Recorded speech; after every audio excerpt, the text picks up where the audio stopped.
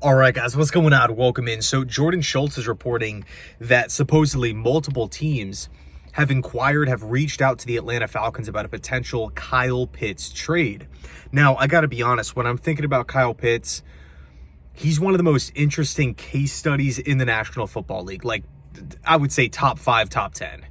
I mean, when you talk about some of the positives that this guy possesses, like it's like a no-brainer. Like any offensive mind at any level would love a guy like this, but his negatives just seem like so like he has so many question marks about his game.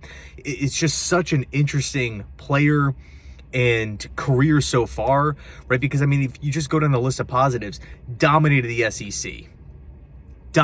SEC, right? Former top 5 pick, 4th overall by the Atlanta Falcons. He has great size at 6'6", 240, 245, 250, somewhere in that range. The length is crazy. The catch radius is crazy. He can move and run really well, hurt teams up the seam. Like when you're thinking about the potential with Kyle Pitts, it's like this guy's truly like a unicorn at the tight end position. But then you're looking at the production, and it's simply not there, right? There's just many question marks about his game. There's a huge question mark with consistency. There's a question mark with production, a question mark with why doesn't he score more touchdowns? It's just very interesting, right? I mean, that rookie season, what was it, 2021, he had over 60 catches and over 1,000 receiving yards. You know, as a top 5 pick, that's kind of the expectation. Okay, top 5 pick for a tight end. You know, if you can snag, I would say 55 plus catches, you're pretty much in the clear for a successful season. Then you throw on top of it the 1,000 receiving yards. Okay, this guy really has a lot of potential. If he's doing that in year 1, this guy's going to be around for a long time. Year 2, I think he missed some time due to injury, but overall it was a pretty disappointing season. Year 3 and year 4, the volume, the receiving yards, they just haven't really been there. And there's just been kind of weird plays. There's been a huge red flag with separation. Again, one of the most interesting case studies in football. He's just such a hard kind of like case to crack on who Kyle Pitts exactly is. Some fans absolutely hate him. Oh, he's a bust. I don't want anything to do with him. Some fans are like, you know what? Like there's still so much potential there. He's young enough to get better. Just that body type is just so rare at the NFL level. So word out of Atlanta, or again, according to Schultz, Atlanta ideally doesn't want to move him. Now, the team that everyone is talking about, of course, is the Pittsburgh Steelers, but could the Jets potentially get involved here? Now, Atlanta wants a day 2 pick. I think that's out of the question. We don't have a 3rd-round pick because of the whole Hassan Reddick trade. Eagles, Jets a couple years ago, or whatever that was, not this past offseason, but the one prior. And then a 2nd-round pick. Obviously, I'm not trading a 2nd-round pick for Kyle Pitts.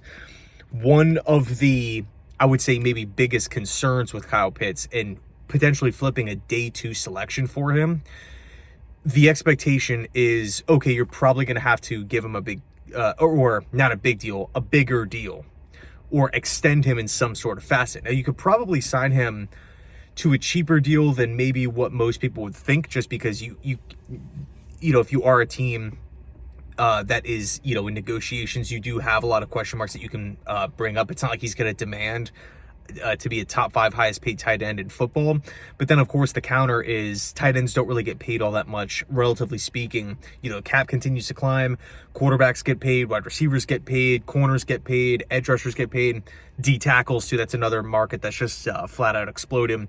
But tight end, it's going up, but we're not seeing these dramatic skyrockets year to year from, the bigger contracts at that position. So, I think it's interesting because the Jets, we're looking at tight end Mason Taylor. I'm really excited about, but outside of that, Stone Smart, big question mark. Jeremy Ruckert, big question mark.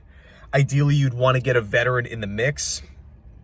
I think that would be a smart idea by the Jets. Just add that veteran. I'm not asking this newcomer, this, maybe free agent signing on a cheap 1-year deal to come in and get 500 receiving yards. Just let's add a veteran mentor to the room. Ideally, someone who can block well, because Mason Taylor can do a lot of different things. You can line him up in the slot. You can line him up in line. I mean, you could even put Mason Taylor out wide, line him up at wide receiver, a player, every now and again. He has size. He has great hands. I would say solid after the catch as well. Seems like a really, really, really good kid who's, I mean, up to this point, really working hard. It seems like everyone really has been, impressed with Mason Taylor so far. Granted, no pads, no contact, but, I think, a lot of people they're excited about his upside in this Jets offense. I mean, he was handpicked by Inkstrand, by Glenn, by Muji in round 2 here. And for a versatile tight end like that, we don't necessarily need another tight end who has to do a lot of different things in the receiving game, and that's kind of what Kyle Pitts is. So I think for me, looking at the potential future contract for Kyle Pitts, looking at, what unfortunately you'd have to give up to go get him, as well as, maybe fit within the offense. Now, if the Jets want to go straight up, we're going to be targeting 2 tight ends in a lot of different passing sets, really trying to feed or run the offense through the middle of the field with the tight ends and then have Garrett on the outside.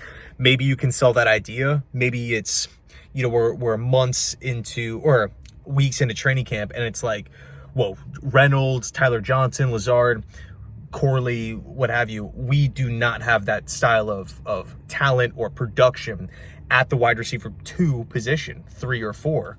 We have Garrett and that's it. What could we possibly do? What could we, maybe pivot and maybe lean into, weeks into training camp? Okay, then you can maybe open up the trade discussions about maybe, adding a guy in Kyle Pitts and then maybe changing the vision of the offense a little bit. Still run heavy, still run centric, but with that second, receiving tight end, I would presume in most passing sets, if the Jets were to trade for Kyle Pitts, you're probably going to get a lot of looks with Mason Taylor, Kyle Pitts, and Garrett Wilson, and then the other wide receivers would be phased out. Occasionally, you'd have Arian Smith down the field. But yeah, in any case, let me know your thoughts down below in the comment section on this. Where do you stand with this whole Kyle Pitts thing? Again, for me, I think I'd probably pass. There's too many question marks for me, but the Steelers situation is interesting because they have Freiermuth, but at the same time, Arthur Smith, former, head coach that selected Kyle Pitts 4th overall, is the OC in Pittsburgh. So, yeah, it should be interesting. Anyway, let me know your thoughts. Thanks so much, and as always, go Jets.